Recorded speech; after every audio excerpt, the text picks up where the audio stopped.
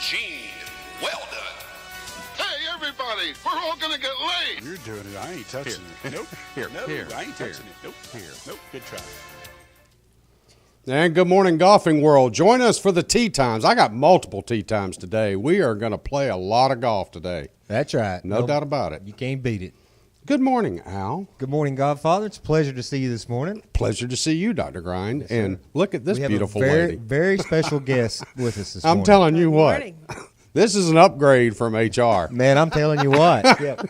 Definitely. Gene Weldon is out there recovering from an eye surgery. Yes. He's going to take that patch off this morning and go, what happened to you? What? If you give me one of these, He's going to go like that. maybe I need to go get him operated on again. We have with us, I'm sorry, Veronica Kierman. Good morning, Veronica. Good morning. Good to Oh, be here. it's so glad to have you.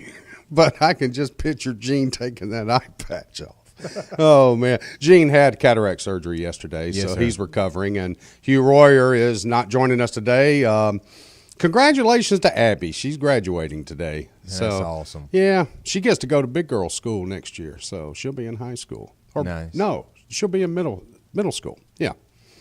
She's leaving elementary, going to middle. Yep. So, She's leaving the 8th grade, going to high school. is she? Yeah. Did I have that wrong? Yeah, she's graduating 8th grade. Wow. That's why that is a big That's step. why we have producers on this show. Thank you very much, Jeff Gilder, behind the glass. be at least somebody. Veronica, Hello. thanks for joining us. It's great to be here. My goodness, bright, smiley face.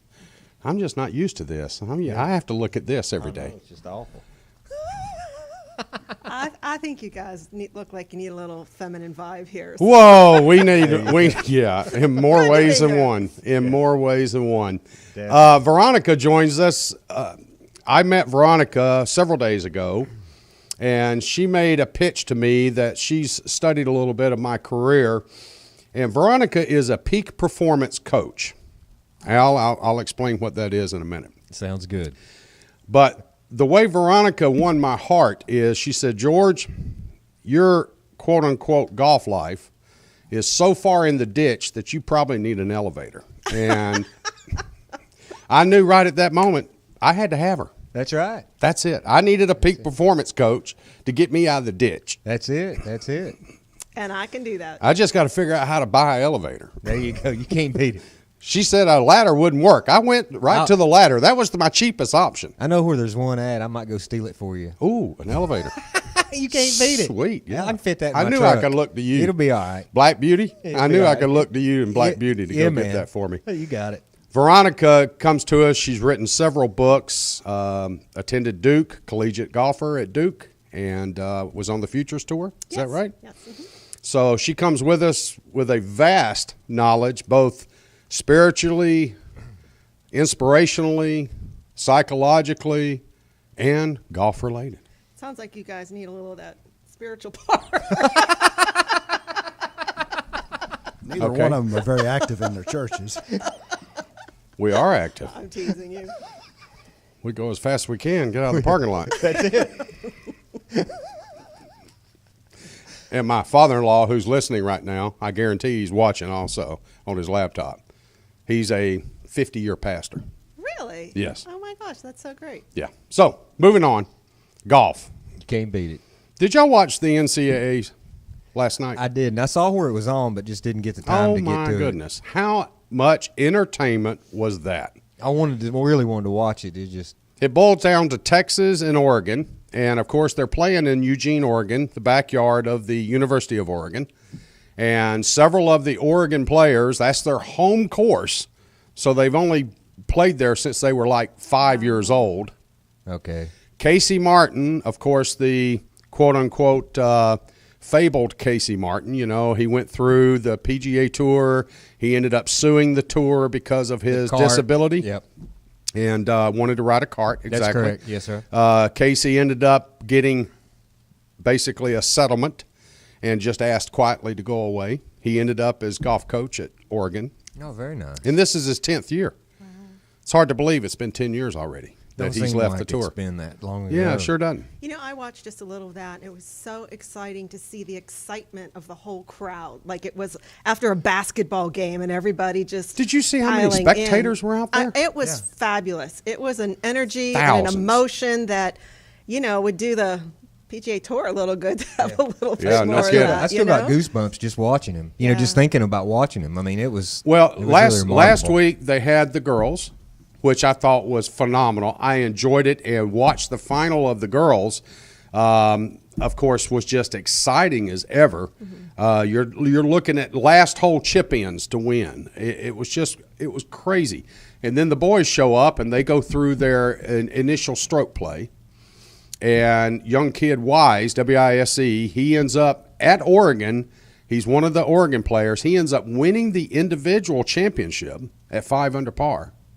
And that's the first time Oregon has ever had a champion in the NCAA finals. Nice. Okay? Nice. And then, as host school, they make it to the playoffs or the match play. Okay? They start with 29 teams, and then they end up with the 8 finalists. And those 8 are, they probably finished at plus 22 or plus 21 or whatever that number was for them to get into the top 8. And then those top 8 go into a match play. Right. And they start beating each other down until it ended up being Texas and Oregon. And immediately right off the bat, on the Monday of this week, they had the quarterfinals of the match play, and Bo Hostler plays for Texas. And he hits a shot on number 16, and his shoulder separates. You literally see it on the camera. Ouch. It separates. And he ends up playing that hole, hitting every shot and immediately going to the ground, writhing in pain, screaming, crying. He plays the hole out. He's 2 up. He goes to the next hole, basically thinking now, I'm going to have to pull out. They go into a delay after he hits the tee ball on the next hole. He hits the tee ball. He falls to the ground again. The ball goes a little bit right into the rough. They let the group behind them come through, okay, because he's now talking to a rules official. He's talking to his coach. He's talking to they brought out a physiotherapist. Anybody you can talk to. They right. applied some tape to the shoulder. They had him pull his shirt off on national television, and they put some tape around his shoulder thinking that they could pop it back in and hold it there. He then goes and hits his next shot because either he or the individual behind him had to win their match to move on. They had to win. And you're sitting there. I mean, it was like The suspense. Yeah. I'm on the edge of my seat. Wow. Yeah, I want to hear the I rest don't of it. drink, and I Yeah. went and got a 5th of Jack Yeah. Daniels. There you go. I got something else, but I'm not going to mention that. Right. So Bo gets up, hits his approach shot to this par 4, and it goes in the bunker. Now, his opponent, I mean, you're playing a one-arm man. Right. His opponent hit such a bad approach shot. I mean, it was his own fault. I felt sorry for the kid because he couldn't beat a one-arm player. But he hits it about 55 feet away. So he's got no realistic chance for birdie, especially on the greens at Oregon Country Club. And what ends up happening, Bo gets in the bunker, and they take commercial break, and they do this and they do that, and they're watching him set up and talk to his coach outside the bunker, and then he walks into the bunker with a putter. I saw that. He could not put a swing on it. Yep. He hits the putter, the ball goes up, goes over the lip, goes down on the green, and literally runs 30 feet by. But bless his heart, he got it out. Yeah, he didn't surrender. And I'm He going, didn't surrender. how brilliant is that? He can't lift his arm. And he is using up, how smart is that? Because he knew he was playing for his team and he had to finish. Otherwise, if he WDs, They're going out of there. they lose the point. It's gone. Yep. It's gone. Yep. And so he then goes up to the 30-footer that's in the fringe that's got a downhill putt that breaks about 4 feet, and he drains He it makes it. for par. That was spectacular. I'm gonna have to watch your highlight reel on that. You have to. How That's good is spectacular. that? Man. I mean, you talking about just They don't make them like that anymore. They don't make them. I ain't seen nothing like that in a long that time. young man Yeah. proved. I mean, and just that situation alone, and what that endeavor that he took over the last 4 holes. And I'm sitting there thinking about it last night. Veronica's coming in. You talking about inspiration? You talking about drive and commitment? And you wonder in that moment, what was he thinking about? Was he thinking about his team, or was he so into the thought of, I've got to complete? Like when you're in the zone, it's just the thought of not doing it doesn't even enter your mind. I don't know if he mentioned what caused him to have the strength and the fortitude to finish in that way. It's interesting. I don't know this for a fact, but I would assume the conversation turned in the fairway when he initially was giving some thought of, I can't continue. And then evidently you would imagine that he asked his coach, if I lose this point, if I walk away, do we lose? Do we not move to the finals? Oh yeah. And the coach, of course, says, well, yeah, if you walk away and basically hand the point away, then we don't make the finals. Right. And I think that was the decision. Oh, yeah. That was a higher purpose for him to play through the pain. For the team. For the team of Texas. That was spectacular. I thought about it. I dreamed about it. I mean, I'm sitting here, I'm laying down going, that to me – it's been some time since I've seen a young man or a young woman go through that. That's what I'm saying. They don't make them like that no more. Yeah. Yeah. And then, lo and behold, they make it to the finals. Yesterday, Oregon's playing Texas. It's 5 against 5. And you win 3 points, you win the national championship. Okay? Well, Bo Hostler shows up to the property yesterday. This after he tweeted that night previously he had went to the hospital. He got an MRI, he got an X-ray. I don't know if they did an injection or not. I haven't seen a medical report. But he tweeted that evening, looking forward to playing tomorrow. So everybody assumed the shoulder wasn't as bad as it seemed, and he would be teeing it up the next day in his match. He shows up to the property for hours early because they didn't tee off till late in the afternoon Pacific Coast time. And he shows up. The media's looking. The media's wondering, is he playing? Is he playing? Is he playing? An hour before tee time, I'm not going. I can't play. Automatically, Oregon goes 1 up because he pulled out, WD'd, so the concession is given to the Oregon player. So now 4 matches are going out, and Oregon leads 1-0. 1-0, right. Texas had to win 3 of 4 matches just because of that. And, they made it down to the last to where here it was. Last 2 holes, the Texas player is literally 1 down. He comes back, ties it up, and then it goes into a 3-hole playoff. And I'm on the edge of my seat again. I've worn the cushions out. He goes through a lot of recliners. And I had to go find a second fifth. That's right. I'm sitting there. They love him at the liquor store. I'm wondering if I shake up Gatorade, will I get the same thing? Right. Well, Yep. who won? I Such didn't see intrigue. Oh, I'm sorry.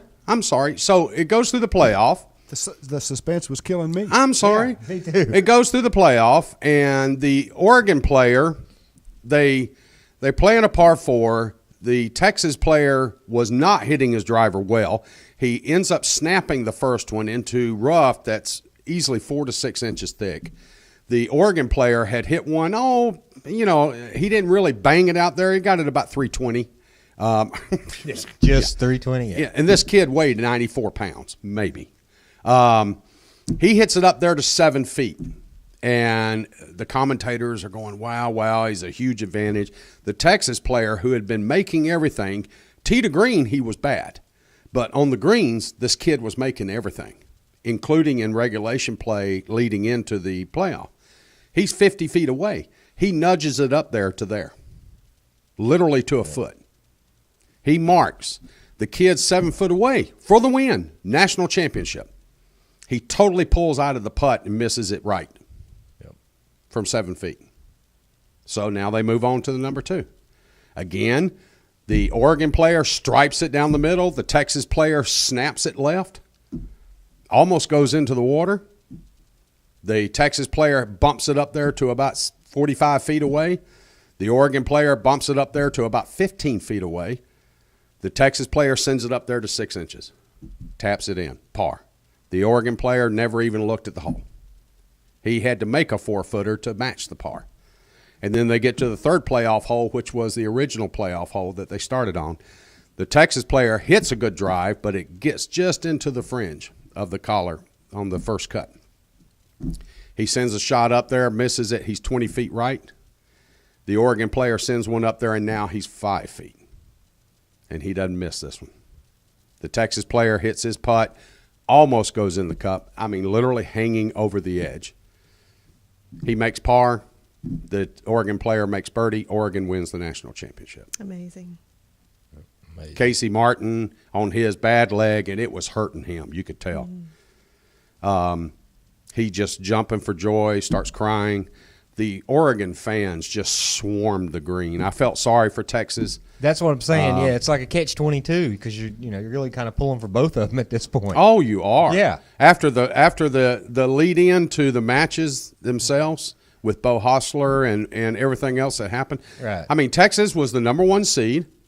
They've won 4 national championships in the last 10 years. Okay, so it's not like they haven't been there. This is the first time Oregon's ever made it to the NCAA finals. Man, that's big. This is the first time Oregon has come in as the last place seed in this event to win the finals. And, of course, they never won a national championship before, so this is their first national championship in golf. That's so great. It is. Yep. That's and awesome. Wise, the kid from Oregon, who won the individual championship, during match play, he got hammered. He couldn't beat his way out of a wet paper bag. He lost every match. Isn't that amazing? He shoots 5 under cumulative for the stroke play event, wins the individual NCAA champion. But yet during match play, he couldn't get out of his own way. What a difference a day makes. He lost 5 and 3 during the first match. He lost 5 and 4 in the second one, I believe. He was never even a factor. That's so great for Casey Martin too. Oh yeah, You know? Big time. Big time. Yeah. He just solidified himself, no doubt about it, because he made a life decision.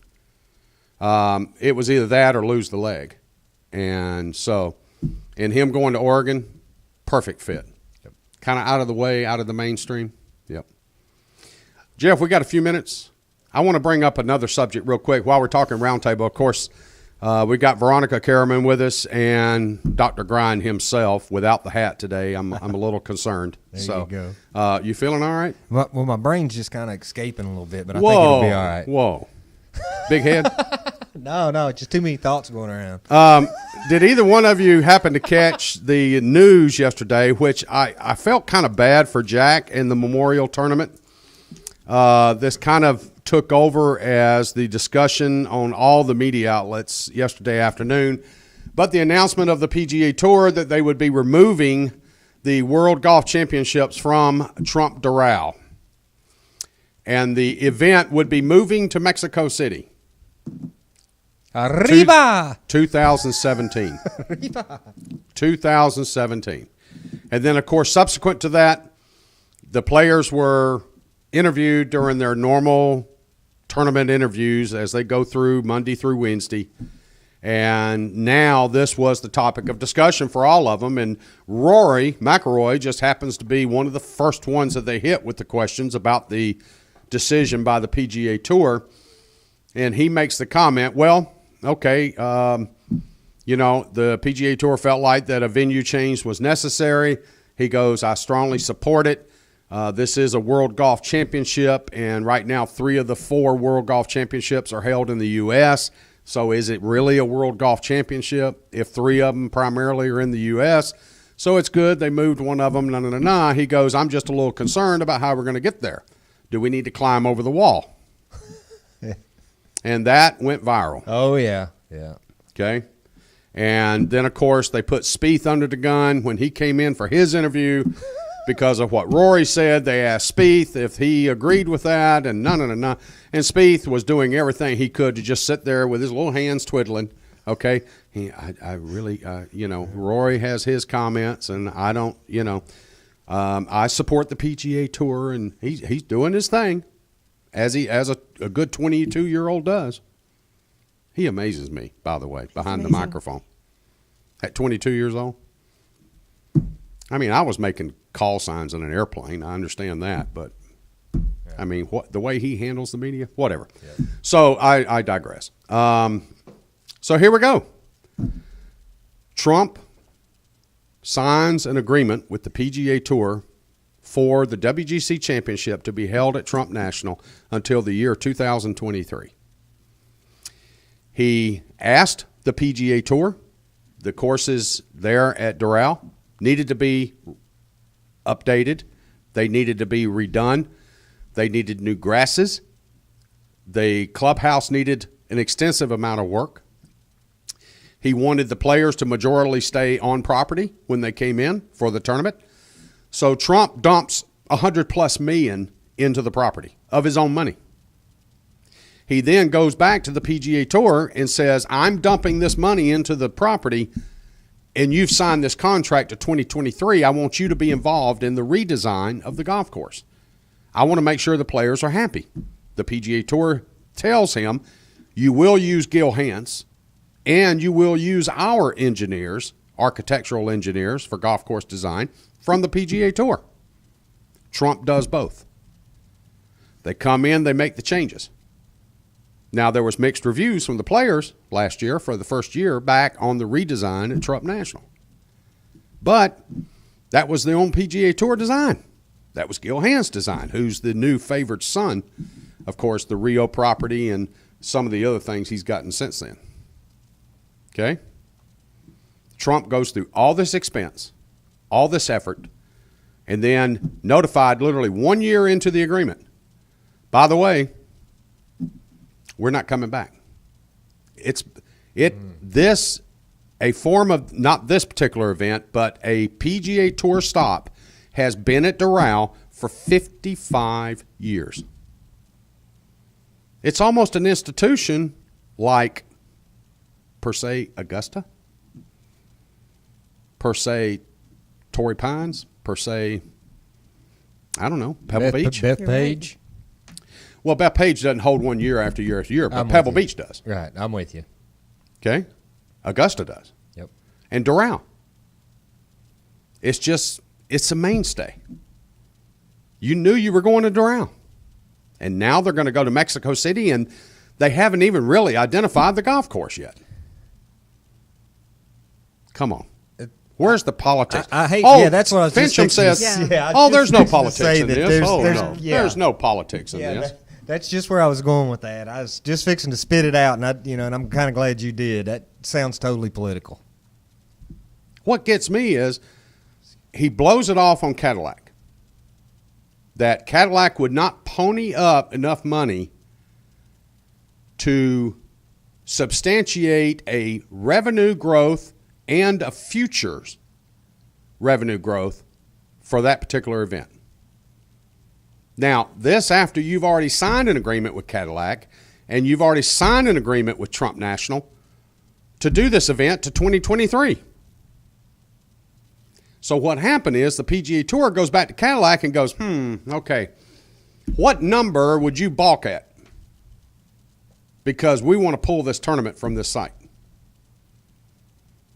The PGA Tour tells them they require $10 to $12 million for the event per year for the length of the contract.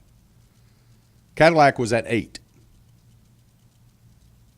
Now, The extra $2 million, right? what, $4 million? $2 to $4 million, yeah. Let's say $4 million. Yep. Because they had already gotten a $12 million offer from Mexico City and the conglomerate that has now ended up with the event. Okay. what happens?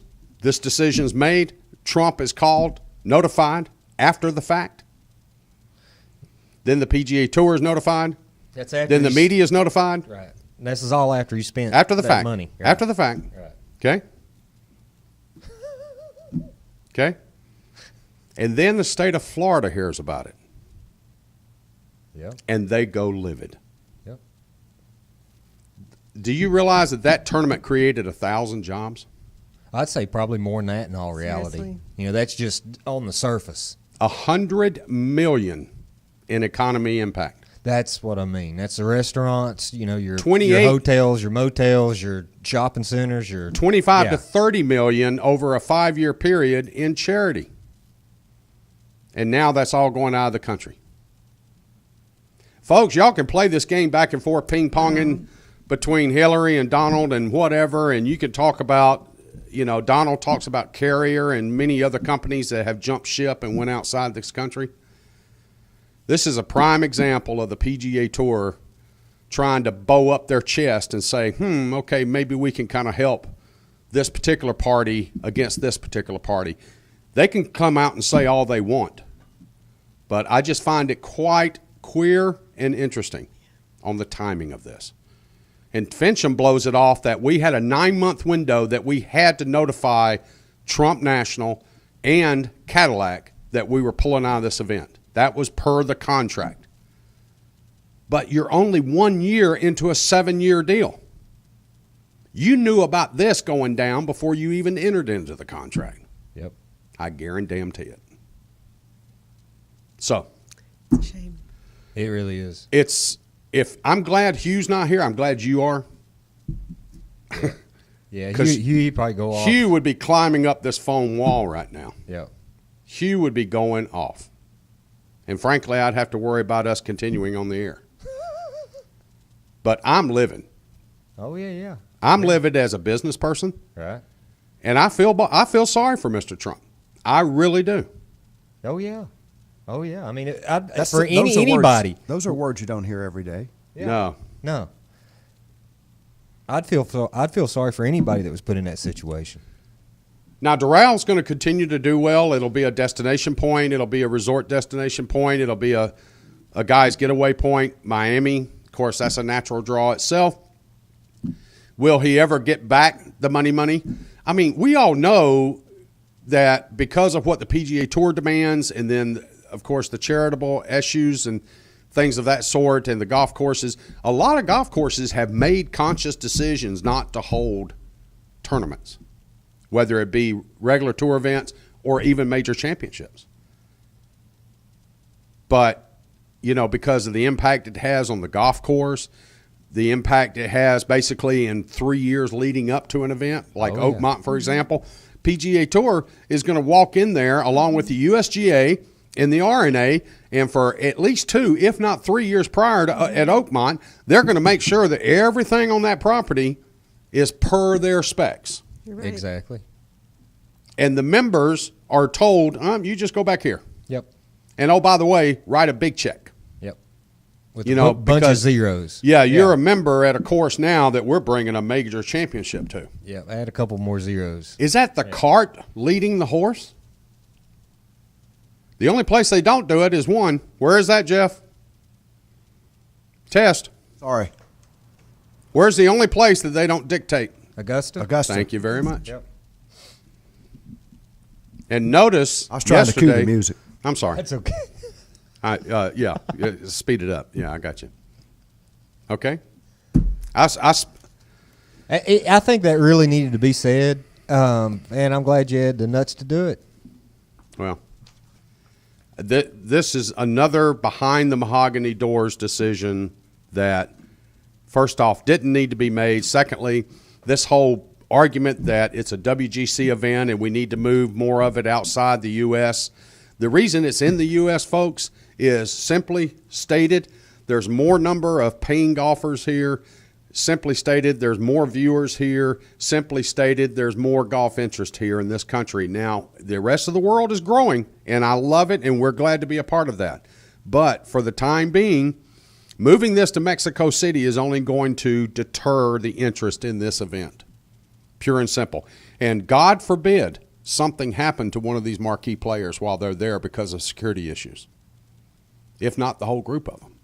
And I'm sure that really wasn't taken into consideration. Oh, but every player yesterday in their interviews were asked about this, and they were assured by Tim Fitcham on their personal security.